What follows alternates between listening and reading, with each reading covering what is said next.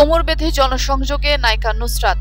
আপাতত শুটিংয়ে ব্যস্ততা নেই বললেই চলে, তাই গত শনিবার থেকে কোমর বেঁধে ভোট প্রচারে নেমেছেন অভিনেত্রী ও বসিরহাটে তৃণমূল প্রার্থী নুসরাত জাহান। রবিবার সকালে একই উদ্দীপনা নিয়ে নির্বাচনী প্রচারে ব্যস্ত তারকা প্রার্থী।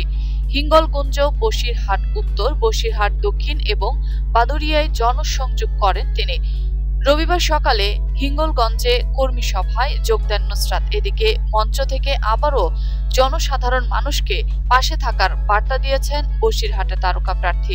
ভোট প্রচার সভায় তিনি বলেন, সিনেমা ব্যস্ততা ছেড়ে আপনাদের কাছে এসেছি। আমি এখন আপনাদের সহকর্মী। দিদির আমার প্রতি বিশ্বাস রয়েছে, তার বিশ্বাস মানুষের সঙ্গে, মানুষের জন্য আমি কাজ করতে পারবো। আমি ভোট চাইছি, আপনারা পাশে থাকুন, আমি এটাই চাই।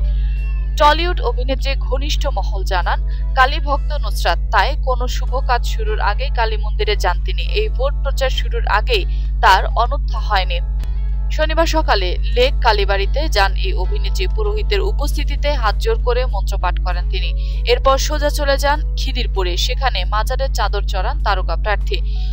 সন্দেশখালী স্থানীয়দের সঙ্গে জনসংযোগ করতে বেশ কয়েকটি সভাও করেছেন তিনি। প্রতিটি সভা থেকেই সাধারণ মানুষের পাশে থাকার বার্তা দেন এই প্রার্থী। একই রকম উৎসাহের সঙ্গে রবিবাসরীয় প্রচার করেন বসিরহাট লোকসভা কেন্দ্রের বিভিন্ন এলাকায়।